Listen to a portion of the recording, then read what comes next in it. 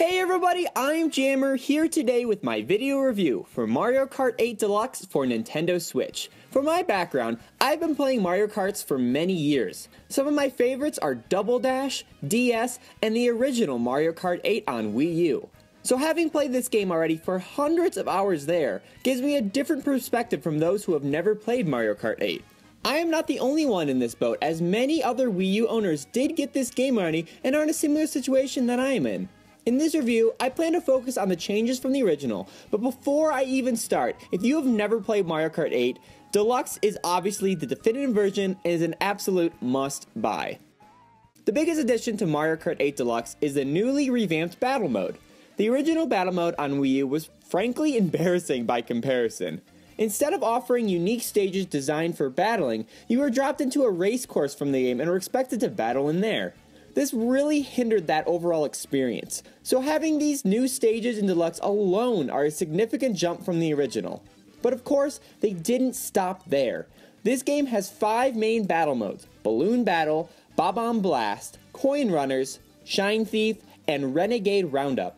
Balloon Battle is the most basic of modes. You start with 5 balloons and have access to nearly all items in the game. You get points for every opponent balloon popped, and if you run out yourself, your score will be cut in half after respawning. This mode is as classic as it comes when talking about battle mode. It's good fun, as always. Bob-omb Blast returns from Double Dash and is very similar to Balloon Battle. The rules are the same, but with a big exception, where the items are only restricted to bob-ombs. This mode is crazy fun, especially on Frantic, where all the item blocks are doubles. There is a bit of strategy when it comes to throwing bombs. You can drop it behind you as always, but when throwing forward, the distance is determined by how long you hold the button. A quick press will throw it right in front of you, while holding the button for a second or two will heave it far in front of you. I actually really like this change because it adds more strategy and ways to punish the other players. Who doesn't love a long-range bomb-omb snipe? The next mode is Coin Runners. The goal is to simply collect the most coins by the end of the round. On paper, it can sound a bit boring, but it's actually one of my favorite modes. It's definitely more relaxed than the other battle modes, so it's a nice change of pace when playing random consecutive battles. If you get hit with an item, you will drop a significant portion of your coins. The caveat here is the more coins you're holding, the more you'll drop. So even if you're zipping around with a 20 coin count, thinking you're all that, on top of the world, winning the round, one false move and you might drop up to 5 or 6 coins. This is an awesome challenge, especially towards the end of the round, where coins aren't spawning as much and the opponents are out for blood. Well, they're out for your coins at least. The best part of the mode is the final minute, where the only thing on your mind is survival and, hey, don't you dare steal my coins. Another great mode is Shine Thief.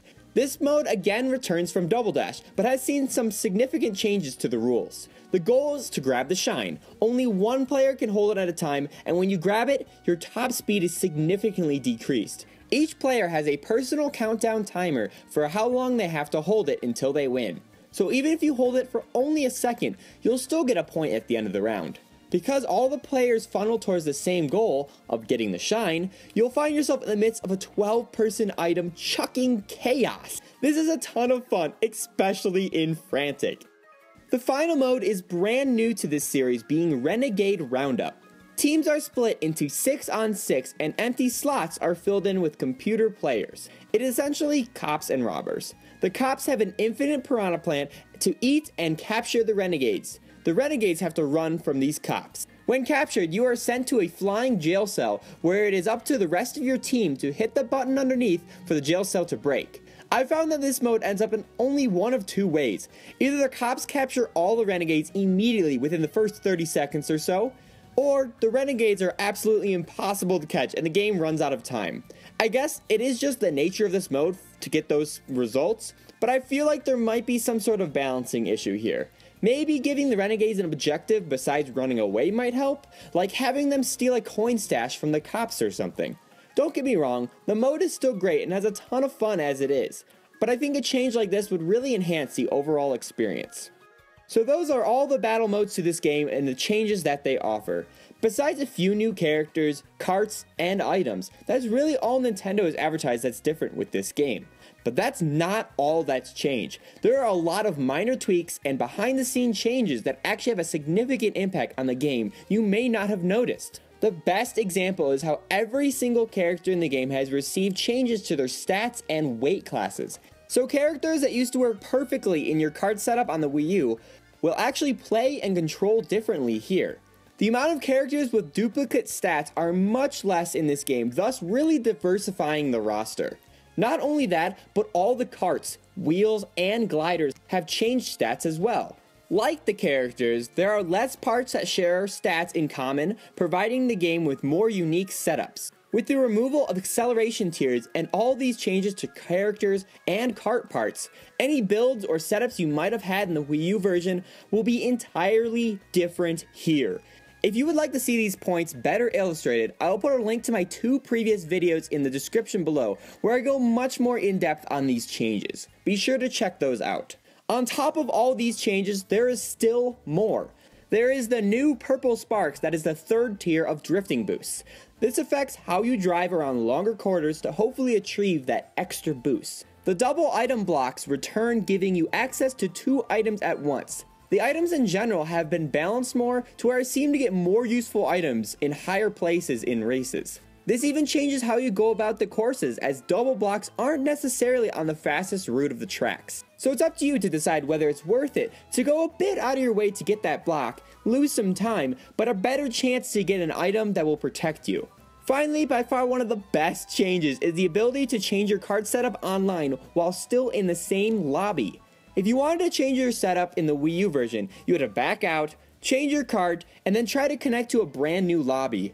It was super tedious, and this change alone makes online experience much more convenient and gives you even more of an opportunity to play with other characters, karts, and whatnot.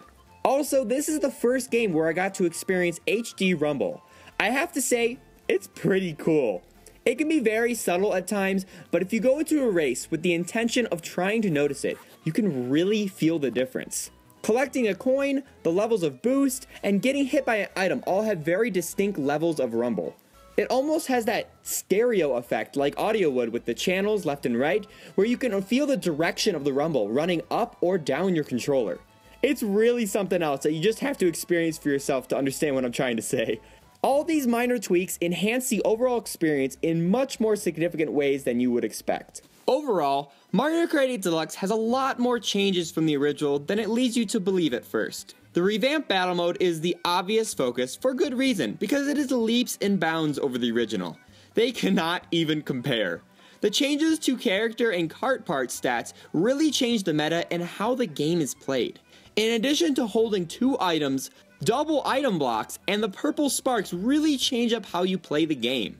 I didn't talk much about the racing, since it's received the least amount of changes besides the above mentioned, but it's still solid as always. The physics were nearly perfect in the Wii U original, and they're on the same level here. I loved Mario Kart 8 Deluxe. I was really on the edge whether I wanted to jump in and get this game or not, especially as someone who got the Wii U game at launch, has paid for all the previous DLC, and has already sunk hundreds of hours into that game. I still have had a lot of fun returning to this title, and the amount of changes that are present really shocked me. Especially the changes to all the stats. That really affects how the game is played, especially at high level competition and racing. Like I said, it is really surprising that they went through that effort to change it and diversify the roster. Oh, and did I mention that this game is portable? Nintendo's most recent console-level Mario Kart is now available on a handheld only a few years later after that initial release. It's mind-blowing. And not only that, but it even gives the option for local co-op on the go. You can be out and about, hand a friend or a stranger a Joy-Con, and boom, you're racing. That's fantastic to me. I personally feel that there is enough here for me to warrant a second purchase, but I totally understand your opinion if you don't want to double dip. I initially shared that same opinion, but I'm glad I caved in. Like I mentioned at the beginning of this review, if you have never played Mario Kart 8 or never had the opportunity to own it, this is a must buy. This is easily my favorite Mario Kart of all time, and that was even before the additions they added in Deluxe. I'll say it one more time, if you've never played Mario Kart 8, this is a must buy. No questions about it. Thank you so much for watching. Be sure to give this video a big awesome like and subscribe for more on Mario Kart 8 Deluxe, Nintendo Switch reviews, and other Nintendo related content. Thanks again for watching, and I'll catch you in the next one. See ya!